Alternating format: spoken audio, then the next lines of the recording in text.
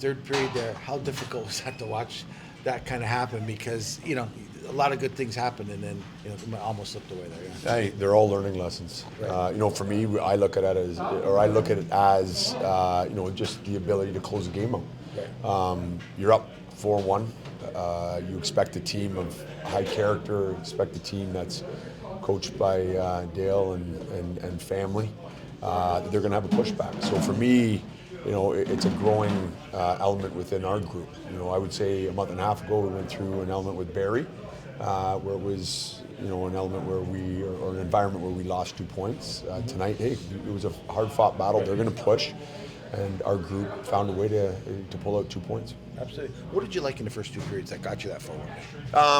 Work, playing within structure, special teams. So progression. I think in all aspects. Yeah, for sure. Roobroeck, huge night tonight, and how important is he to this team? He's one of your go-to guys, right? Yeah, he's a natural goal scorer.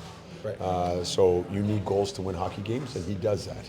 But also, too, for me, is just the growth within him, playing a 200-foot game, playing away from the puck, playing on pucks, just the effort it takes to get a puck back. So for me, yes, the goals are a reward. It helps us, but for us, it's just the growth in his game. Sure. And how do you balance that, Krys? Because, like you say, natural goal scorers, you don't want to stifle them, but they have to play the other end of the ice too, right? You give them a little bit more leeway? If you want to play in the National Hockey League, you have to be a 200-foot player. So that's our job, is to continually, support and push all these players to maximize their ceilings in whatever category it may be, or whatever silo. And for him is to round out his game. That if he does score 40 goals at the next level, and 30 games out of 82 he scores, well, we make sure, and we want to grow the game in the other 52 games he doesn't. Right. Absolutely.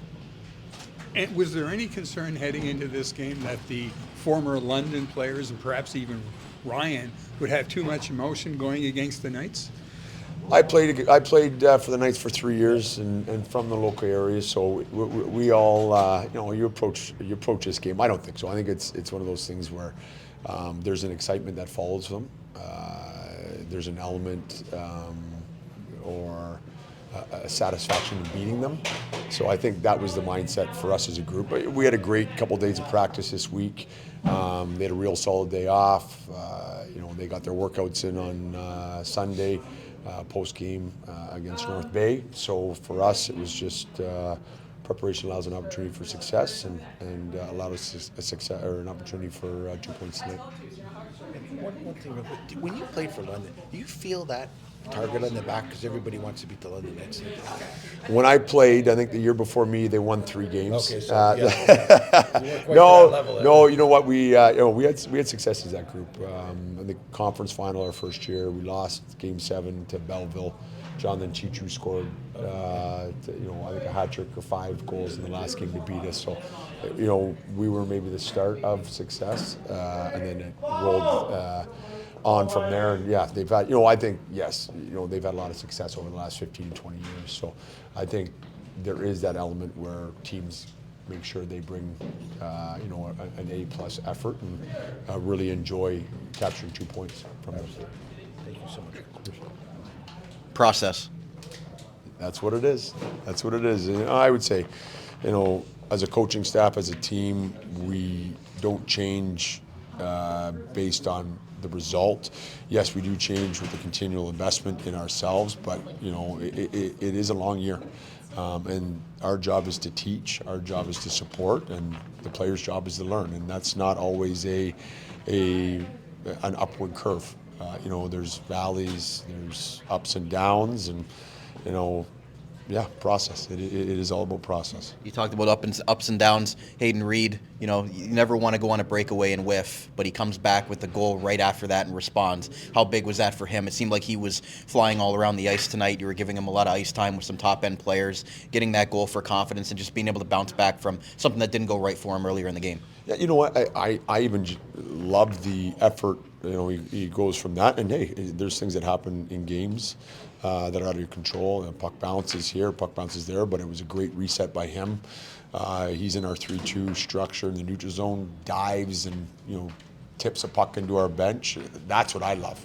I love the effort, away from the puck. I love that he was able to reset and go from one job and then on to the next. So for me, hey, he deserves everything he got tonight. And then lastly, power play 2 for 2. That's encouraging. That's an area that you continually try to work on within the process and within the 5-forward structure there. What did you see that was working well for you to score 2 power play goals tonight? Net front. I think Ethan Zada did a phenomenal job in front of the net. If the goalie can't see the puck, you can't stop it. And then in combination with that, real good job on our face-off recovery, ozone face-off recovery. We focused on that this week, and just, if we don't have to travel 200 feet back to our own zone and then travel another 200 feet, life's a lot easier. And, again, that collective effort and getting pucks to net, and then, Roby, putting one and then finding an open part of that net, and then Patty with a great sense to direct that puck to the net and finds out of there at the end of the second. Thanks, Coach. No worries, thank you. Congratulations, Ryan. How great does it feel to get 4 points against the London Knights of all teams? Yeah, it feels obviously good. I mean, like you said, there are 4 points, but I mean, I don't do that without my line mates and my teammates out there. Absolutely, yeah. Growing up in London, were you a Knights fan? Did you go to games or?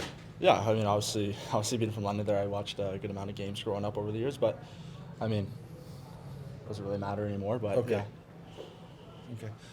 Barch was talking about how, it's great that you got the points, but they need you to play at the other end of the ring too. And how hard is that to balance that? Because you're such a naturally gifted goal scorer to work on the other end of the Yeah, I mean, obviously hockey's a 200-foot game, and you can't just rely on goals all the time, and you gotta worry about your defense zone too. And Barchy's been on me and all the guys this year about just tightening up our D zone. For sure. Nice 4-1 lead there. Things kind of got hairy in the third period. How hard is that when you kind of see a team like that pushing back against you? We knew it was coming. I mean, obviously London's a very talented team, well-coached team. They're always a good team for a reason, but so are we. I mean, obviously we got a good group of guys in there, good coaches too, and we just stay positive and stay with each other. Great. Now, is there something special when you play the Knights? I mean, it's been a while, obviously, since you've been in the league, but still, your hometown team. I mean, Yeah, I mean, got obviously more jump in your step? Yeah, I mean, obviously, you just growing up, I'm a London Knights fan, but obviously playing with them, you play with a little more of an edge out there, and just use that as motivation. Ryan, how weird was it playing against Wasslin and Creed out there tonight? It was a little weird. I mean, obviously, I was there their first year, and both their first years in Wazzy a little bit part of this year, but no, I mean, hockey's it's hockey. Things happen. I mean, it's out of my control.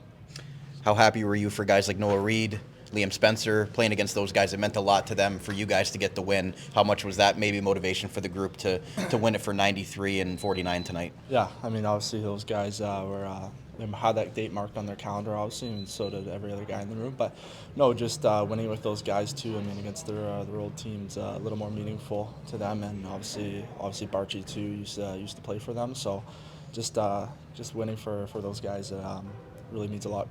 How uplifting have the last 3 games been? The start of December, you guys, put November in the past, and starting off December really strong here with 3 straight wins. Just how much has that helped lift the guys up, and knowing that the process works, that the coaching staff's been preaching after not really seeing some results there for a little bit? Yeah, I mean, obviously losing 9 straight there, it's obviously tough, but we stayed positive in the room. Obviously getting some wins now in December, it's huge. I mean, joyful month, obviously, and getting the wins too, it means a lot.